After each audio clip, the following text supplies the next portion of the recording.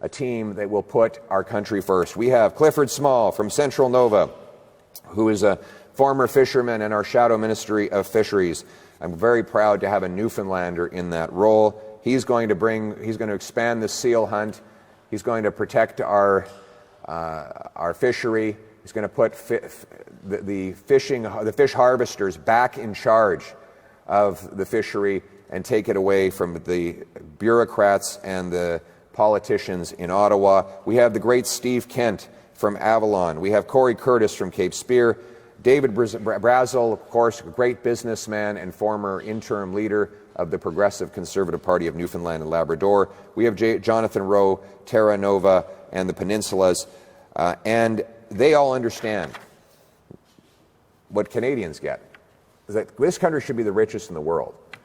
But after the lost Liberal decade, we've had the poorest growth in all of the G7. The American economy has grown 14 times faster per capita than the Canadian economy has in the same decade. And that, I think, explains why Donald Trump keeps endorsing Mark Carney. He keeps giving Carney support. He said he wants to keep Carney in power after the election. And it's pretty easy to understand why. Carney's policies, which he implemented as Trudeau's economic advisor, have made our economy more weak and reliant on the Americans than ever before. He supported massive carbon taxes while he moved his money out of the country to avoid paying them. He testified against the Northern Gateway pipeline while advising Trudeau against the Energy East pipeline.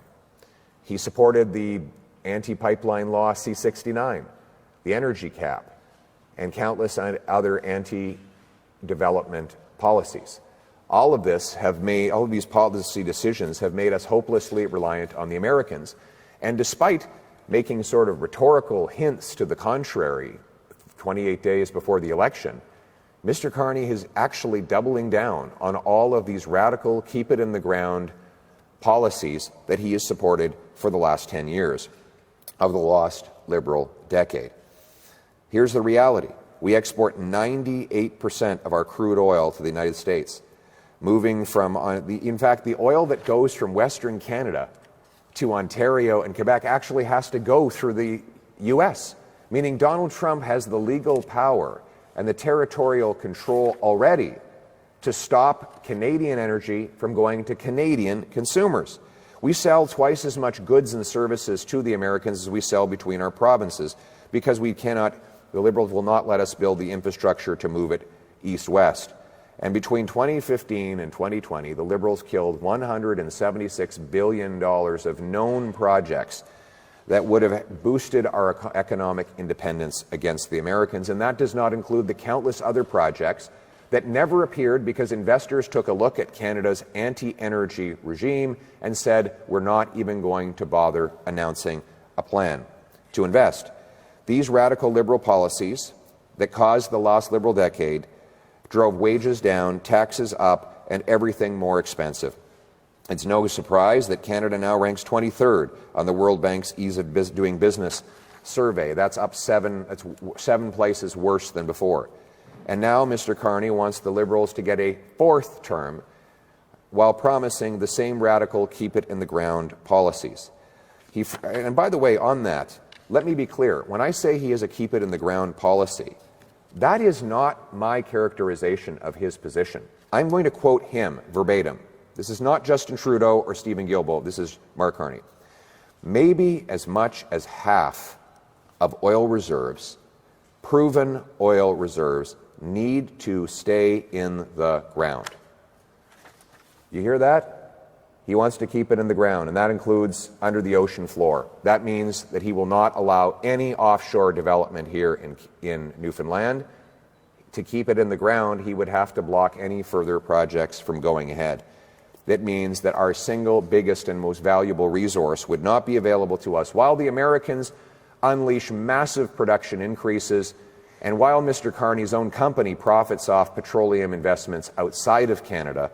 He will shut down competition to his company here in this country. We need to bring dollars and jobs home so that we can be strong enough to stand up to Donald Trump.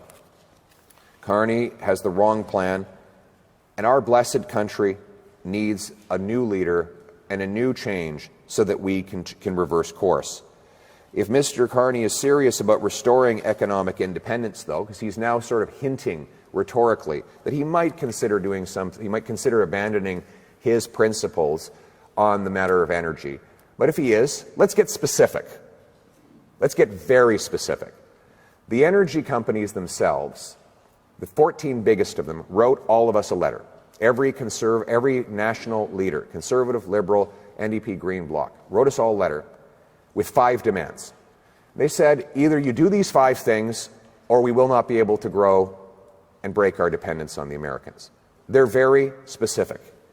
1, repeal the No New Pipelines law and the tanker ban so that we can ship our resources to non-American markets. I voted against C-69.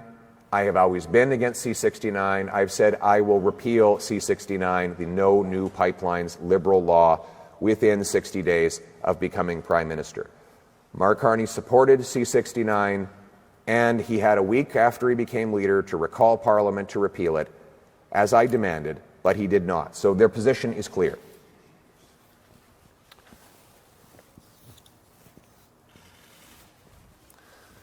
Second, it now takes, after the lost Liberal decade, it now takes 17 years to get a mine approved, while other countries do it in mere months. We can protect our environment and our population, but do it quickly. Why does it take, what do you learn in year 16 that you couldn't have learned in the 4th month of a review? That's why I have announced I am committed to the Build Canada demand to reduce wait times for permits to 6 months. Mr. Carney continues to support the reckless bureaucratic regime that takes many years and even decades. So again, on that front, the decision is very clear.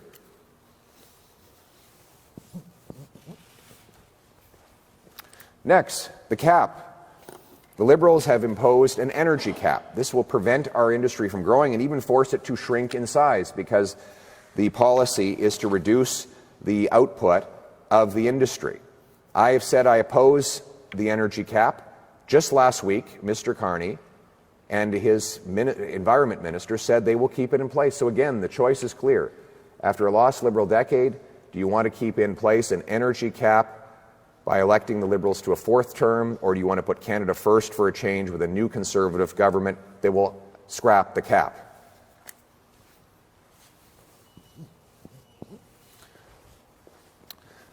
And then we have the carbon tax, the famous carbon tax. You know, up until about 2 months ago, the Liberals said that if we didn't have a carbon tax, the whole planet would be lit aflame. They said that you needed to pay more as a single mom to drive your kids to school, while Mark Carney flies around on private jets burning fuel like it's going out of style. And now, after having this tax in place for 7 years, and keeping the carbon tax law on the books as we speak, what they now say is that they're going to hide the tax from the pump for 28 days leading up to the election, in the hopes that people will forgive and forget, re-elect them, after which they will use the carbon tax law to reinstate the full tax at a higher rate with no rebate whatsoever. Canadians are not stupid. They won't be fooled. Furthermore, Mr. Carney says he wants a bigger industrial carbon tax on steel, aluminum, potash, natural gas, cement, concrete, and other heavy industries, all of which are necessary. This roof would fall in without those basic materials. If you tax the industrial backbone of the country, you tax every single person who lives in a modern economy. That tax increase will drive jobs away. This is another area where Trump and Carney agree. They both want to tax Canadian industry. Carney with a carbon tax, Trump with a tariff.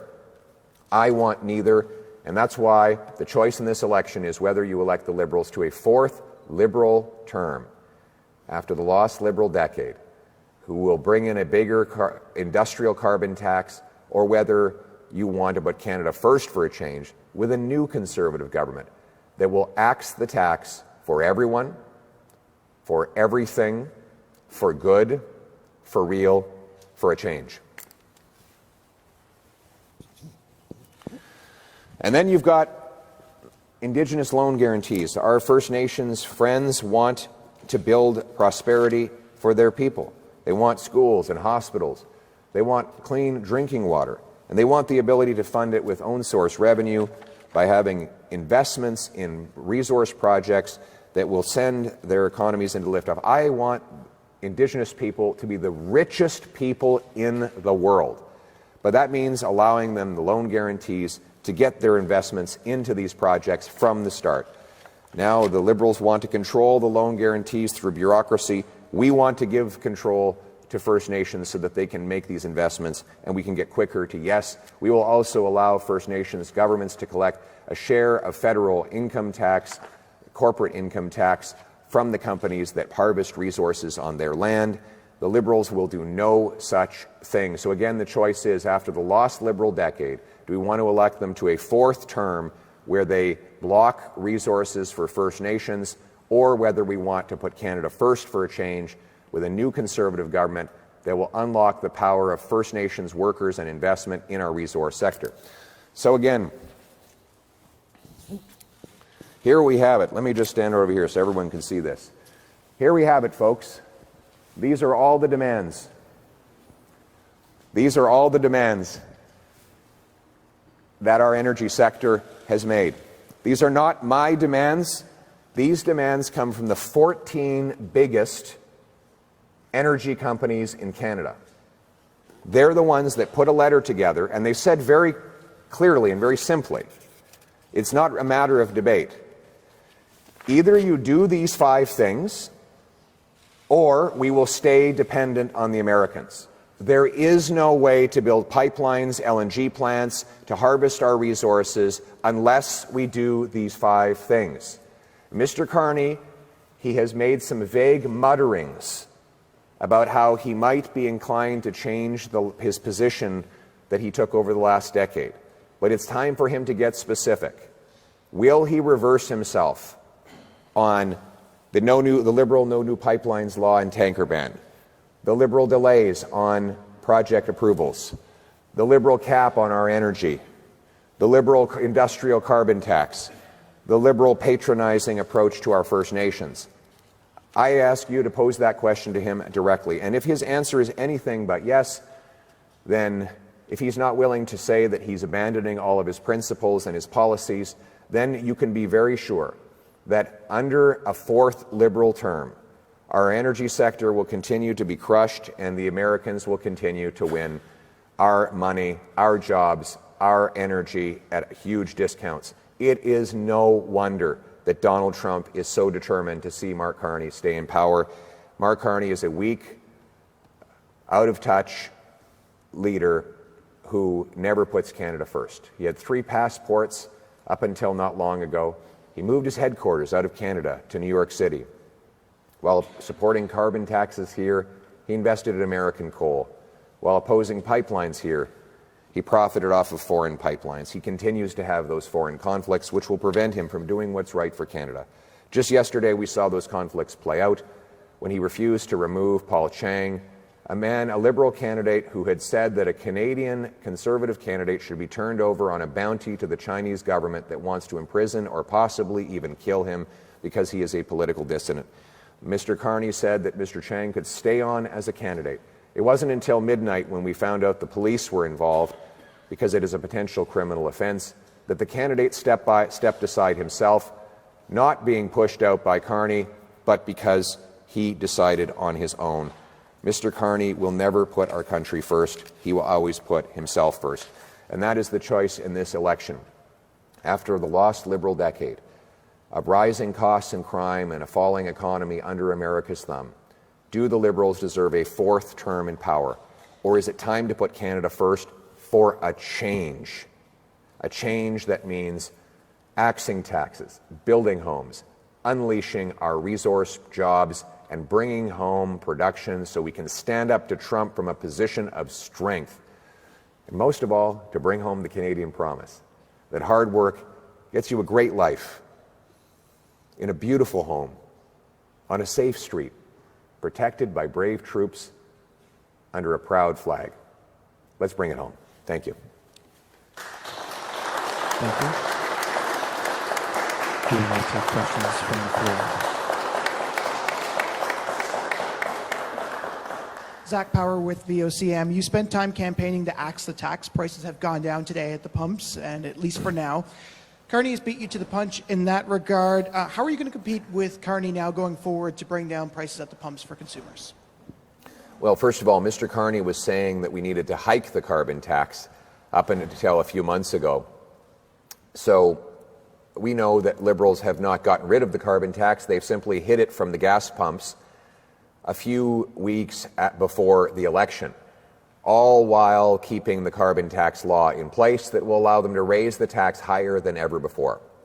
They had this tax in place for 7 years, and now they expect you to believe that they've had a sudden epiphany 28 days before the election. Canadians are not stupid. They know that if the Liberals are re-elected, they will bring in a bigger, higher carbon tax with no rebate. And they also know that the industrial carbon tax remains in place on the things that Canadians need: oil and gas, steel, cement, aluminum, and countless other industrial products. Those costs will be passed on to consumers and workers through higher prices and lower wages. If you want to axe the tax for real, for everyone, for everything, for a change, then you have to vote for a new Conservative government that puts Canada first. I should add one more thing I forgot to mention.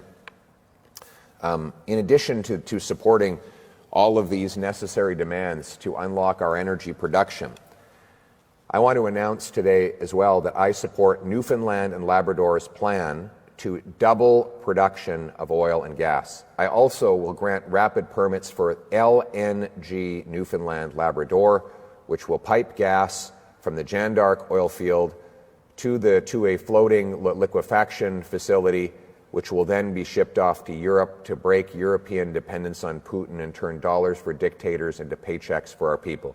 In other words, you're for that? Look at that. Thank you. Thank you. En français. Thank you very much. Merci beaucoup de votre question. M. Carney a toujours appuyé une taxe carbone. Les libéraux ont mis cette taxe en place pour 7 ans. La loi de la taxe carbone est toujours en place. Ce qu'ils font aujourd'hui, c'est de simplement cacher la taxe de la pompe pendant 28 jours pour tromper les Canadiens à voter pour eux, après quoi ils vont augmenter la taxe encore plus, sans rabais, et les Canadiens paieront le prix. On ne peut pas faire confiance aux libéraux. Donc, le choix dans les élections après une décennie perdue des libéraux, où ils ont augmenté les coûts et la criminalité, et nous a rendus plus faibles face aux Américains. Est-ce qu'on veut leur donner un 4e mandat, ou est-ce qu'il nous faut mettre le Canada d'abord pour faire changement, avec un nouveau gouvernement conservateur qui va couper taxes et impôts, donner le feu vert aux grands projets, bâtir des logements et créer des emplois pour faire face à Donald Trump dans une position de force? Thank you. Next question. Oh, sur l'annonce de Terre-Neuve? OK, oui, m'excuse. Oui, j'annonce aujourd'hui qu'un gouvernement conservateur va mettre le Canada d'abord pour approuver le plan de Terre-Neuve et Labrador de doubler sa production de pétrole et de bâtir GNL, Terre-Neuve et Labrador, un projet qui va acheminer le gaz naturel aux côtes pour liquéfaction et exportation en Europe. Ça nous permettrait d'aider les Européens de briser leur dépendance sur Poutine et notre dépendance sur les Américains, tout en créant des emplois au Canada, surtout à Terre-Neuve. C'est ça, mettre le Canada d'abord pour faire changement. Thank you. Next question. Hi, Ben Clary, NTV News. When it comes to Marine Atlantic fees, our provincial government has called for those fees to be lifted if provincial trade barriers are opened. Would you eliminate those fees? I'm definitely open to it. We are looking at that question right now. Newfoundlanders and Labradorians have the right to get across our country just like everyone else. And after the lost Liberal decade, with crime and costs up and our economy down under America's thumb, the Liberals don't deserve a fourth term of hitting Newfoundlanders with higher fees and more expenses. So it's something that I'm willing to look at. I know that Cliff has been on my case about this for a long time. He's on my case about a lot of things. He's a very persistent guy. But I will add that there's a lot of other savings we're going to provide Newfoundlanders and Labradorians. Our Canada First plan will cut income tax by 15% for the average worker. So hard work once again pays off and people bring home more of each dollar they earn. We're going to take the GST off new homes to save you up to $65,000 on a home purchase and $3,000 a year on mortgage payments. We're going to obviously get rid of the entire carbon tax. And finally, I announced the other day that there will be zero capital gains tax on anything reinvested in Canada. I call it the Canada First Reinvestment Tax Cut. You sell an asset, you reinvest it in Canada, you get a full capital gains tax deferral.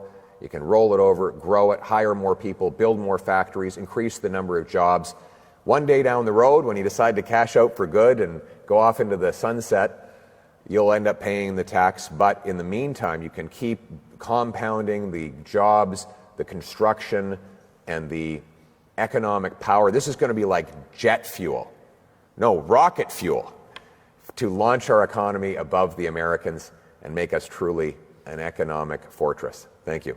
En français. And by the way, the choice in this is, after the lost Liberal decade, do you want a fourth term of rising crime and costs and a falling economy under America's thumb, or is it time to put Canada first with a new Conservative government that will axe taxes, build homes, unleash our resources, and stand up to Trump from a position of economic strength? En français, c'est quelque chose qu'on va considérer. Mr. Small en parlait beaucoup avec moi. Les gens de Terre-Neuve et Labrador ont le droit de se déplacer à travers le Canada sans des frais exorbitants. Et après les décennies perdues des libéraux, les gens ici, comme ailleurs au Canada, en paient trop. Donc le choix, c'est est-ce qu'on va permettre les libéraux d'avoir un quatrième mandat après qu'ils ont causé la décennie perdue des libéraux, ou est-ce qu'il nous faut mettre le Canada d'abord avec un vrai changement pour, par exemple, enlever la taxe, le TPS sur les nouvelles maisons, couper les impôts de 15%, et aussi enlever les taxes sur le gain au capital pour ceux qui réinvestissent leur argent afin de renforcer notre économie et faire face à Donald Trump avec une position de force. Thank you. Next question. Good morning, Alex Bill from All Newfoundland Labrador. There's a bit of angst in the fishery here right now. Yes. Many fishermen have expressed concern about Ottawa's proposed marine protected areas. Some of them and the provincial government have called for joint management like we have with the offshore oil sector. And the crab fishery depends on trade with the U.S. more than any other part of our economy. Mm-hmm. So I'm going for a 3-for-1 here, but what would you do about those issues in the fishery? Well, I'm not going to, the radical liberal ideology has been to attack our fishery and shut down our fishing communities. The bureaucracy has been propelled by this liberal government to block harvesters from producing, and now the way that they are going about marine protected areas seems to be designed to shut down whole swaths of territory from whole swaths of areas from harvesting. And this could be devastating for the sector. So after the lost Liberal decade of attacking our resource sectors, the question is whether they deserve a fourth Liberal term or whether it's time to put Canada first for a change with a new Conservative government that will protect the right of fish harvesters to bring home a good catch. I will not allow marine protected areas to be used to shut down fisheries. We should be using science to determine what the catch should be allowed and where it should be allowed. Science, and not a radical, environmentally extremist ideology of the Liberal Party. This is the same Liberal Party of Stephen Guilbeault and Mayor Gregor from Vancouver who don't believe in any form of resource extraction. And if they are elected a fourth time, they will destroy our fishery. Do you have anything you want to add on that, Cliff? We have our shadow minister here. Did I cover it all? Come on up. This is Cliff. Well, the 30 by 30 marine protected area agenda is driven by the United Nations, and the radical liberals have signed on to it. And it's a numbers game. It's not a results-oriented program. But we're going to bring our fishing industry to the table, and that includes harvesters, processors, and those who depend on the spin-offs of the bounty of the sea to make sure we increase opportunity in the fishery, to take as much fish as we can while conserving our ecosystem. That's the choice that's on the table right now for our fish harvesters. A decimated fishing industry with continued oppression, or a common-sense conservative plan to increase opportunity and to bring home more landings and support our communities that depend on the spin-offs. Thanks, Pierre. Well said. Yeah. En français. And it's great to have a fisherman from Newfoundland and Labrador in this position fighting for these jobs. So the sector, the unions, the workers, everybody knows where I stand and where he stands. And we are the only hope to put Canada first to bring home the catch. Thank you. En français. Merci beaucoup. Après la décennie perdue des libéraux qui ont bloqué et attaqué nos pêcheurs à travers le Canada avec un agenda radical sur l'environnement, les libéraux ne méritent pas un quatrième mandat. S'ils sont réélus, ils vont mettre en place des grandes zones d'interdiction de faire la pêche, ce qui va fermer beaucoup de petites communautés à travers le Canada, tout en permettant aux étrangers de voler nos poissons et notre industrie. On va pas jamais, les conservateurs vont mettre le Canada d'abord. On ne va pas permettre à ces zones d'interdiction d'aller de l'avant. Nous croyons dans la science, pas de l'idéologie. Nous allons donner aux gens qui travaillent dans le secteur le pouvoir et la direction, parce que les pêcheurs eux-mêmes ont la capacité et la connaissance de nous donner la direction. C'est comme ça qu'on va protéger nos industries de ressources naturelles ici, à Terre-Neuve et Labrador et à travers le Canada. Merci beaucoup. Thank you. We will now go on to the final question. Bonjour, Cody Broderick de Gibraltar. On est à la veille de nouveaux tarifs de Donald Trump. Espérez-vous que le président américain va épargner le Canada pour vous permettre de construire, de faire votre campagne sur les enjeux domestiques? Je veux qu'il arrête de faire des tarifs contre le Canada pour toutes sortes de raisons. Évidemment, ça n'a pas de bon sens de cibler le Canada. On est le meilleur ami des États-Unis depuis des centaines d'années. Ça donne quoi s'attaquer à un tel ami?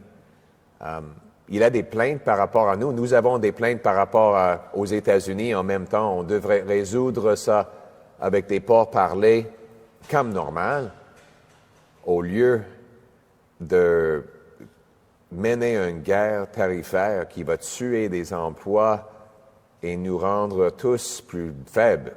Donc, je revendique à M. Trump de mettre à côté des tarifs et nous permettre de protéger les emplois. S'il fait ça, les deux pays vont être plus riches, plus forts et plus stables. Mais c'est clair que M. Trump voit une faiblesse en Mark Carney. C'est pour ça qu'il continue de supporter Carney pour devenir premier ministre du Canada. Il a déjà annoncé qu'il veut que Carney gagne, et on sait pourquoi. Parce que Carney va garder le Canada faible, et M. Trump veut prendre avantage de cette faiblesse. Donc, il nous faut un chef qui est fort, qui va mettre le Canada d'abord, avec un nouveau gouvernement conservateur, qui va couper taxes et impôts, donner le feu vert au projet de ressources naturelles, ramener nos emplois ici au Canada, pour pouvoir faire face à Donald Trump dans une position de force? In English, please. Well, thank you very much for your question. The question was, will I like Donald Trump to stop tariffing Canada? Yes, absolutely. I'd love nothing more than to see that, the end to this tariff chaos, which is hurting businesses and workers on both sides of the border. He says he has his grievances with us. Well, we have our grievances with them. So why don't we sort them out without attacking each other's economies? As long as he does tariff us, we have to counter tariff in order to deter economic aggression and keep our industries alive. But it's clear that Mr. Trump continues to want to have Mark Carney as Prime Minister. Why is that? Why does he keep saying he wants Carney as Prime Minister of Canada? Well, because Carney will continue the Liberal policy of economic weakness, of blocking resources, taxing away our jobs, pushing $500 billion of investment out of our country to the U.S. That will only weaken Canada and strengthen Trump's hand. What he doesn't want is a strong leader who will put Canada first for a change by axing taxes, green-lighting resource projects, building homes, training up 350,000 tradespeople to bring home our jobs and confront Trump from a position of economic strength. Thank you. That concludes today's press conference. Thank you very much. All right. Thanks, everybody. Good to meet you all. Thank you.